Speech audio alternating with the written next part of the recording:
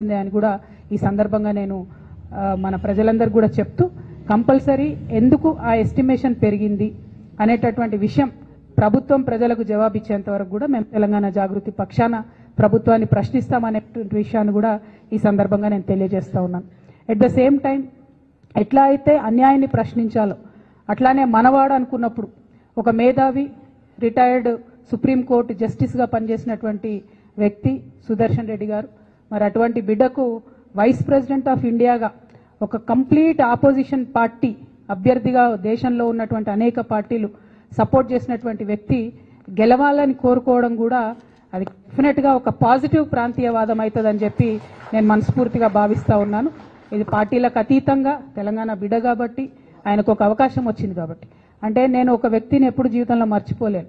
శేషన్ గారు అని ఉండే టిఎన్ శేషన్ గారు అని ఆయన వచ్చేంత వరకు కూడా ఎవరికి అసలు భారతదేశంలో ఎలక్షన్ కమిషన్ అని ఒకటి ఉందని మా సామాన్య ప్రజలకు తెలియదు. కానీ ఆయన వచ్చిన తర్వాత ఆ పోస్టుకు వన్నే వచ్చింది. సుదర్శన్ రెడ్డి గారు కూడా గెలిస్తే డెఫినెట్గా వైస్ ప్రెసిడెంట్ పోస్టుకు కూడా వన్నే తెస్తారని నేను అనుకుంటున్నాను. ఎందుకంటే అనేక సందర్భాల్లో ఆయన చూసినాం, ఆయన ఇచ్చినటువంటి పాజిటివ్ తీర్పులు కానీ ఆయనకు ఉన్నటువంటి కాన్స్టిట్యూషనల్ ఎక్స్పర్టీస్ కానీ చూసినాం. అటువంటి అవకాశం వారికి వస్తే బాగుంటుందని చెప్పి మనస్ఫూర్తిగా నేను కోరుతా ఉన్నాను. ఎట్ ద సేమ్ టైం మరి తెలంగాణ జాగృతిలో కూడా మీరందరూ చూసినారు గత కొన్ని రోజులుగా జరుగుతున్నటువంటి పరిణామాలని మేమందరం కూడా అంతరంగంగా చర్చించుకుంటా ఉన్నాం. ఒక ఉన్నతమైనటువంటి ఆశయాలతో తెలంగాణలో అడుగేయాలనేటటువంటి ఆలోచనలో ఉన్నాం. ఉన్నతమైనటువంటి లక్ష్యంతో సాధించుకున్నటువంటి భౌగోళిక తెలంగాణని పరిపుష్టం చేయాలంటే సామాజిక తెలంగాణ సాధన కోసం తెలంగాణ చెమ్మన్ గారికి స్వాగతం. గౌరవనీయులు నవీనాచారి చెమ్మన్ గారికి ప్లేస్ ప్రముఖ కవి చెమ్మన్ గారికి స్వాగతం. భౌగోళిక తెలంగాణను సాధించుకున్నటువంటి భౌగోళిక తెలంగాణలు సామాజిక తెలంగాణ సాధించే వరకు కూడా తెలంగాణ జాగృతి కార్యకర్తలు విశ్రమించారు. మరి తెలంగాణ సామాజిక తెలంగాణ సాధించాలంటే అన్ని వర్గాలకు సరైనటువంటి అవకాశం వచ్చే విధంగా, అన్ని వర్గాలకు సరైనటువంటి స్వేచ్ఛ వచ్చే విధంగా, అన్ని వర్గాలకు సమున్నతమైనటువంటి సంపద వచ్చే విధంగా తెలంగాణ జాగృతి కృషి చేస్తుందని ఈ సందర్భంగా తెలియజేస్తా ఉన్నాను. ఎట్ ద సేమ్ టైం మరి సామాజిక తెలంగాణ సాధన కోసం ఎటువంటి మార్గాన్ని ఎంచుకోవాలనేటటువంటి ఆలోచన చేయడం కోసం మరి ఆనాడు కేసీఆర్ గారు చెప్పినటువంటి మార్గాన్ని కూడా తీసుకుంటాం. తెలంగాణ సాధన కోసం నేను బొంత పురుగునైనా ముద్దు పెట్టుకుంటాను కేసీఆర్ గారు చెప్పారు.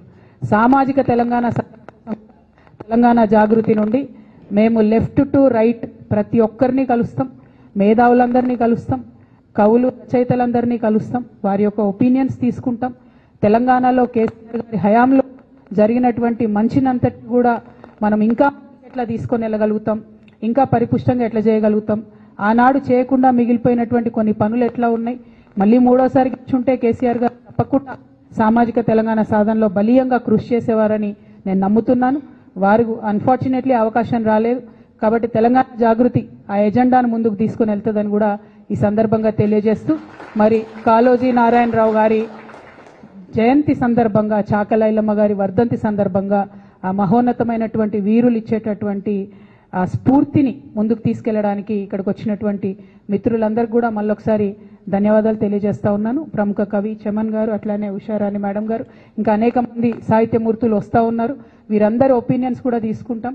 అల్టిమేట్గా ఒక మంచి సమాజం, అందరికీ అవకాశాలు ఉండేటటువంటి సమాజాన్ని నిర్మించడం కోసం మా వంతు కృషి చేస్తామని ఈ సందర్భంగా తెలియజేస్తా ఉన్నాను. Thank you. జై తెలంగాణ, జై తెలంగాణ. ఏమై స్లో ఉన్నారు? జై తెలంగాణ, జై జాగృతి. మీడియా మిత్రులకు ఒక చిన్న రిక్వెస్ట్ ఏంటంటే మేము ఈ సమావేశాన్ని కొనసాగించుకుంటాం. మీరు ఒకవేళ కదలాలనుకుంటే కైండ్లీ స్లోగా కదలండి. ఎందుకంటే వచ్చినటువంటి కవి మిత్రులు వారి ఒపీనియన్ షేర్ చేసుకోవాలనేటటువంటి ఆలోచనతో పెట్టుకున్నాము. కాకపోతే మా చిన్న ఆఫీస్ కాబట్టి జర ఇబ్బంది అవుతుంది, ఏమనుకోవద్దని మీడియా మిత్రులకు తెలియజేస్తూ గౌరవనీయులు ఉషారాణి గారు మాట్లాడాల్సింది కోరుతాం. మేడం మాట్లాడి